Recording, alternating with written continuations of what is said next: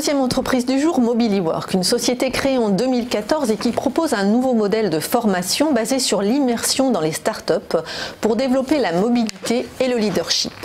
Avec nous sur le plateau ce matin son cofondateur, Jérôme Gonon, bonjour. Bonjour. Alors pouvez-vous nous expliquer brièvement le concept de Mobiliwork et d'où vous est venue l'idée?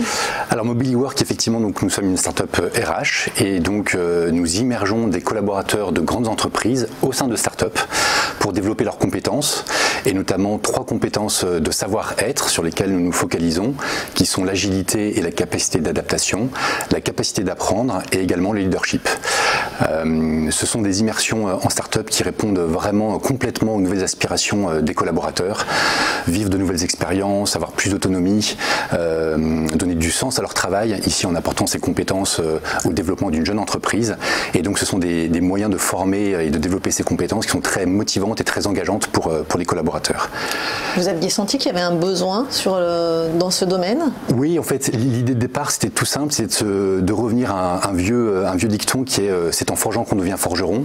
Et notre idée, c'était vraiment que c'est l'immersion, l'expérimentation et les mises en situation de travail qui sont certainement le moyen le plus efficace pour développer des compétences, et notamment ces compétences comportementales qui sont de plus en plus importantes, on les appelle les soft skills, des compétences de savoir-être qui montent en puissance. Et alors, qui sont vos clients? Combien en avez-vous aujourd'hui? Est-ce que c'est tout secteur confondu ou est-ce que vous avez des secteurs de prédilection? Alors, nos clients, ce sont effectivement toutes les grandes entreprises qui ont un enjeu de transformation et qui souhaitent bien que leurs collaborateurs soient les acteurs de cette transformation, qui souhaitent donc avoir des collaborateurs engagés, ouverts, innovants. Et donc, effectivement, ce sont tous secteurs confondus parce que toutes les entreprises, quel que soit leur secteur, ont pour la plupart finalement cet enjeu, cette problématique. Et combien actuellement font appel à vous? Alors aujourd'hui, on travaille avec une quinzaine de grandes entreprises. Enedis, le groupe Vive, qui est peut-être peu connu du grand public, mais c'est le premier acteur de l'assurance santé, ou encore Bluelink, qui est une filiale du groupe Air France. Alors concrètement, que leur proposez-vous? Est-ce qu'on peut avoir une idée de cas pratiques de salariés de ces grands groupes que finalement on immerge dans des startups?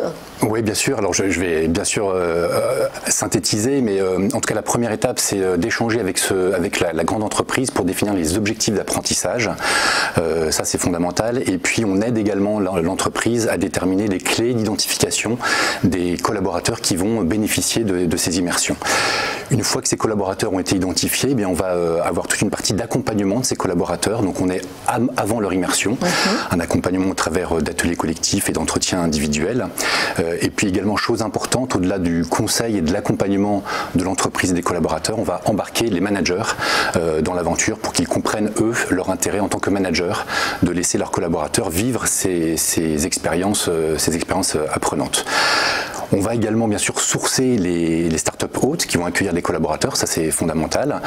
Et puis lorsque les immersions vont commencer dans ces startups, on va poursuivre l'accompagnement des collaborateurs pour s'assurer que tout se passe bien et que les objectifs d'apprentissage sont bien remplis. Donc ça c'est pendant et à l'issue des immersions.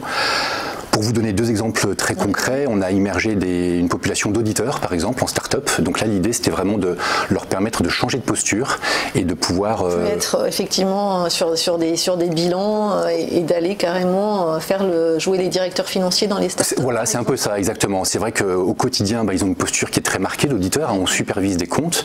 Et donc là, l'idée, c'était vraiment d'utiliser leurs compétences financières, mais dans un autre contexte, avec un autre angle, et d'être non plus en supervision, mais de produire, effectivement, ce qui était pour eux hyper enrichissant et avec une posture complètement différente. Très intéressant aussi pour la start-up, j'imagine. Très intéressant pour la start-up, exactement, parce que la start-up, elle accueille ses collaborateurs qui ont une expérience, qui ont des compétences et qui sont ultra motivés pour venir effectivement apporter ces compétences-là au développement de la start-up. Et les start-up sont toutes généralement en recherche de compétences. Donc, pour un directeur financier de ce calibre, c'est sûr que... En plus, alors c'est des collaborateurs qui sont pas forcément, ces auditeurs ne sont pas forcément forcément des auditeurs avec une seniorité très importante. Oui. Malgré tout, ce sont des compétences, en tout cas... Les startups n'ont pas forcément les moyens, dites-moi si je me trompe, d'avoir cette expérience tout à fait. Et puis, en interne. Voilà. Et puis ce sont des compétences qui parfois manquent cruellement en start-up. C'est vrai que notamment sur cet exemple-là, les compétences financières, ce sont des compétences qui sont assez peu fréquentes en start-up. On voit plus de commerciaux, etc., de développeurs. Mais les compétences financières, effectivement, manquent un peu. Donc les startups sont très Et je vous ai coupé, pardon, deuxième cas pratique. Deuxième cas pratique, on a également immergé des collaborateurs qui sont des collaborateurs spécialisés sur la relation client à distance, qui sont la majeure partie du temps donc sur des plateaux téléphoniques. Et donc là, l'intérêt, c'était aussi pour eux, dans un environnement totalement différent du leur, de découvrir des nouveaux outils et des nouvelles méthodes de travail. Alors comment trouvez-vous ou sélectionnez-vous ce panel de start-up finalement? Alors c'est effectivement crucial de bien sourcer, entre guillemets, de bien sélectionner les start-up. On les source d'abord en fonction des objectifs d'apprentissage qui ont été fixés avec le grand groupe, ça c'est fondamental. Également en fonction des profils des collaborateurs, notamment peut-être de leur centre d'intérêt, parfois personnel, ou de leurs compétences cachées qu'on a pu identifier lors des entretiens individuels qu'on a eu avec eux. Ce sont en tout cas toutes des startups qui sont en croissance ou même en hyper-croissance pour certaines et qui donc proposent des missions vraiment très concrètes pour permettre justement le développement des compétences qui ont été visées et identifiées. Comme je vous le disais, ce sont des startups qui vont accueillir gratuitement des compétences externes, donc qui sont vraiment très intéressées.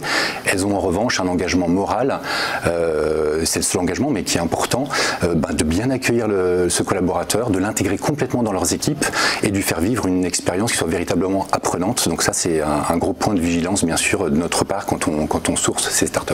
Et alors, combien de temps dure en moyenne l'immersion des collaborateurs?